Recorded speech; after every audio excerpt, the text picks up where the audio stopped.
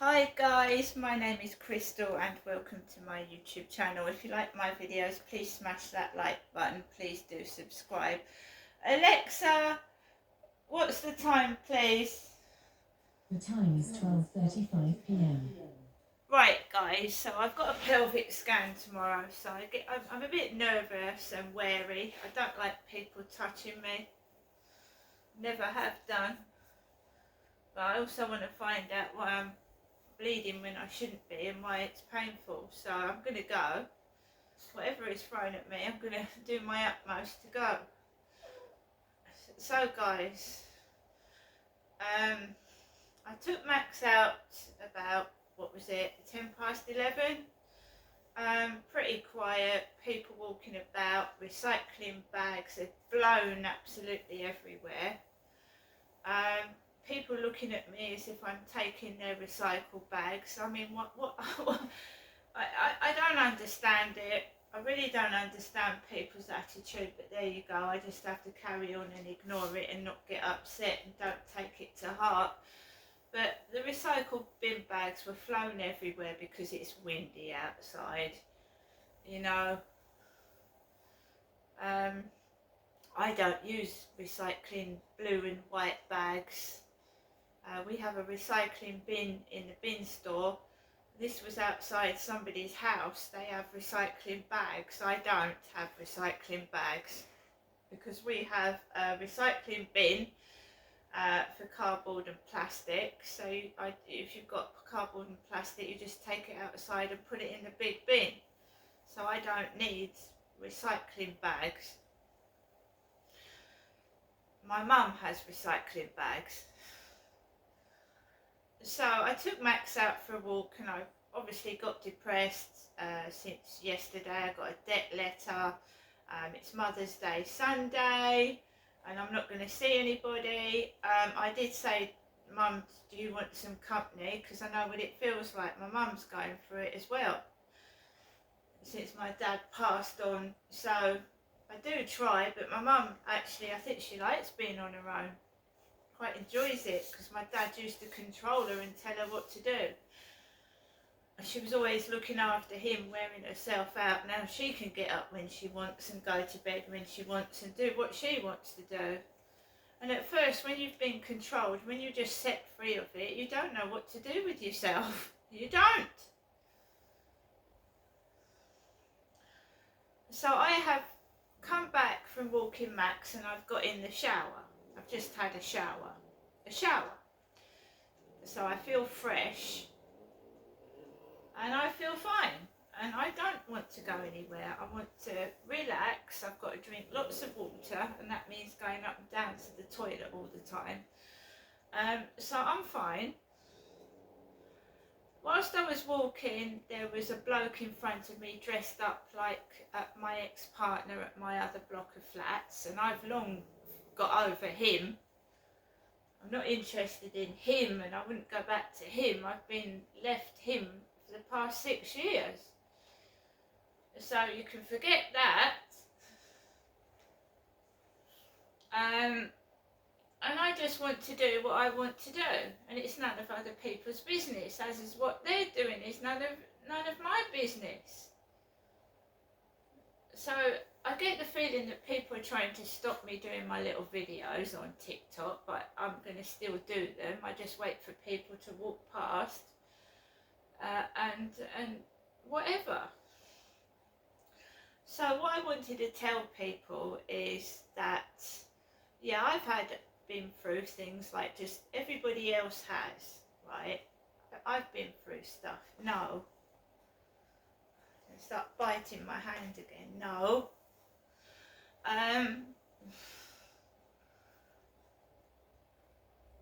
So I've been through stuff and I like to, yeah, I know other people have, and it's difficult living your life like I had to do without my kids and then be sexually assaulted and played about with and used as a toy, because that is exactly what happened to me. Right? And I'm not going to let them get away with it, and I don't care if they go, You know, they did it to me and they're going to listen. And if they don't like it, shut your ears. Simple. Sun's out, by the way. It looks like it's going to be a nice afternoon. So, what was we talking about? We was talking about how I was conned. When my son was taken off me, I was conned. I don't think it was real paperwork, and I don't think he was really taken into care. I don't know what went on when I left Gloucestershire and came down here to Medway. But I was conned. I was stupid. I was naive. I didn't have any help or support. My dad was not interested in helping me get my children back at all, and I was used. And we're going to get on to that one by one later, what he did when I got down here, which is very upsetting for me to go through, but I need to work through it. So, my son was put into temporary care while I was supposed to sort my life out. I was told that if I had a flat for my son to come down in, and I'd, you know, got myself together, that I would get my son back. And they said, in the meantime, you can come up to Gloucestershire and see your son through contact sessions. I had to get hold of a solicitor because I didn't have the money to keep travelling up to Gloucestershire at £200 a time on the train. The train fare in 2008, 9-10 was over £200 nearly to get from Chatham to Gloucestershire on the train, and it's a 4-hour journey there on the train, and it's a 4-hour journey back, which is a hell of a long time for a single woman carrying a load of luggage by herself that's been labelled, in quotes, mentally ill. Do you think a severely mentally disabled person would be able to travel on a 4-hour journey on a train by himself with tons of luggage, hand luggage, suitcases, and be treated the way I was without feeling bloody awful? I had a big suitcase when I first started going up to Gloucestershire, and the train staff were rude to me. They wouldn't help me carry the case. I cut my hands. I was being ignored, and I almost burst into tears with frustration. I had to stay in a hotel overnight by myself. And you know what sort of people go in hotels, guys. There's single men on their own, there's couples. It can be intimidating and frightening for everybody in a hotel by themselves. So I would get up to Gloucestershire and I would have to stay in a hotel overnight. And then there would be an appointment at like 2 o'clock in the afternoon to see my son. So I'd come up on a 4-hour journey, stay in a hotel overnight, meet my son for a 2 o'clock appointment, and then have to go back home on a 4-hour journey on the train. It was horrible. I had no support at all. And I used to get frustrated. I used to get annoyed and angry and upset, being made to be treated like that when I'd done nothing wrong.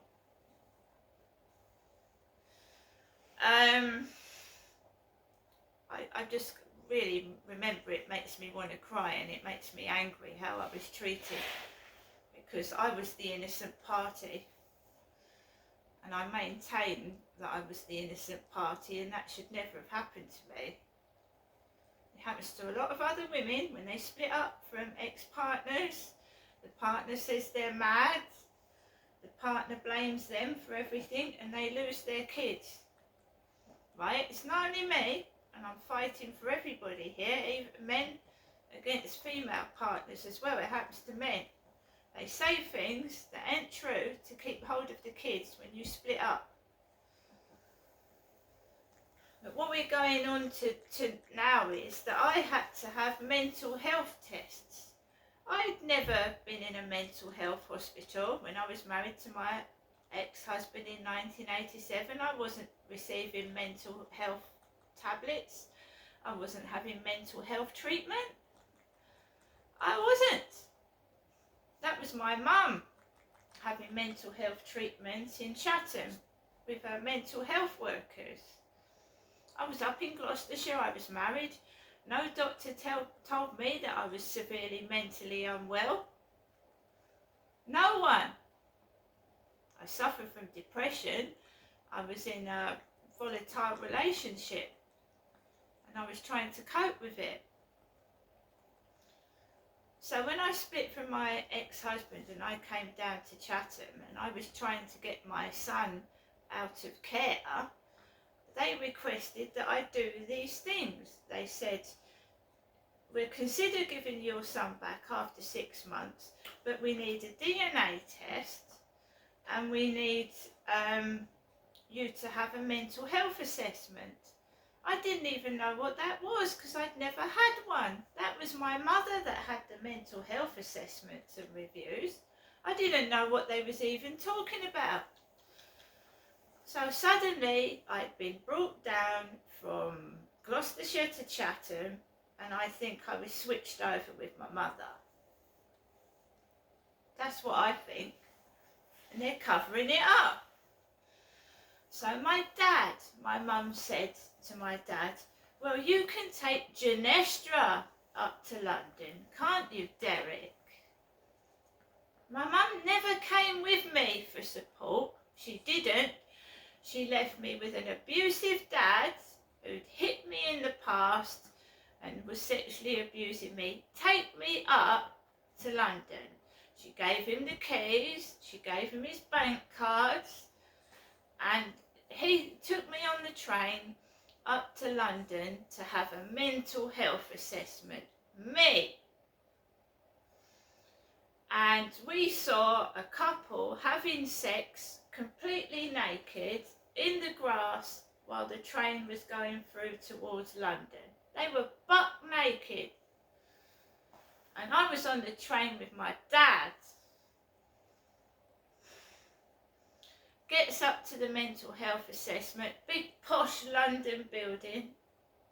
Old man he was, of about 70, this mental health expert. I explained to him about my divorce, my marriage, certain things that had happened, and it was no use. It was no use. They said that it was me that had schizophrenia, and I didn't have schizophrenia at all. I haven't got schizophrenia. In fact, it transpires that when I went to the doctor's surgery to get these tablets, that was olanzapine, which was what my mother takes. My mum takes olanzapine. So they fucked up again. My doctor was not having any of it. He said you're not mentally ill. They all say you've got depression, you've got anxiety, but you are not a paranoid schizophrenic. They were trying to give me my mother's mental health tablets to cover up what was going on. My dad was abusing me, and he was pretending I was my mother. And they were going to let me take olanzapine, which would have been harmful to my heart, the doctor said. He said, I'm not having you taking that. He didn't believe a word that was said. They were going to give me my mother's mental health medication.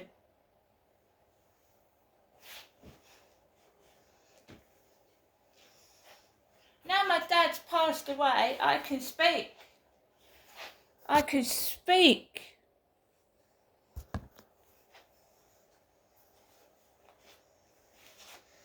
My mum takes olanzapine. Not me.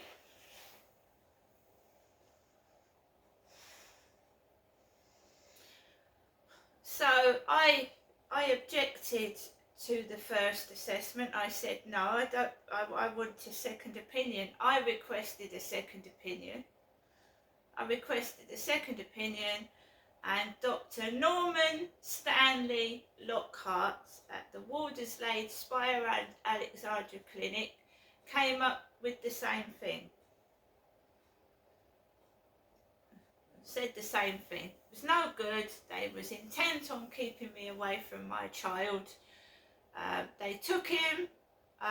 They never, although I got a flat, I got Lansdowne Court flat, they did not return my child to me. They kept him. They kept coming up with excuses, and I never saw my kid again. Not after the last contact session when he was about 5 years old. They took him completely off me by trying to make out I had schizophrenia when I fucking well did not. I didn't, and I don't. Complete lies. They almost killed me with the tablets they were giving me. On one occasion I was given blue tablets where I couldn't wake up, so I spat them down the toilet and I flushed the toilet, and I just drank water and washed it out my system. I was going to sleep 24/7. My mum was diagnosed with paranoid schizophrenia in 1975. She was on diazepam, and she's on olanzapine now. Not me. They could have killed me. Now I want an apology, I want compensation, and I want this crap which is going on to stop. Otherwise I am going to seek further advice.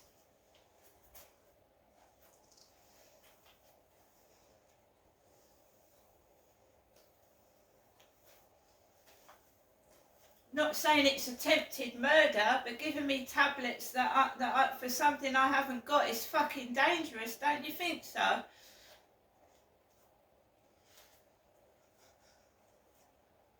They're all involved in it. Doctors, the hospital, when I go for checkups, everything. Oh, have you been here before, Mary? Have you been here before? And there's 9 times out of 10, there's a Jennifer in the waiting room. They used to be in my doctor's surgery, and I used to be stood behind someone. Wait a minute, Jennifer. There's a Jenny in the co-op, isn't there? A Jenny? Complete cover-up and conspiracy.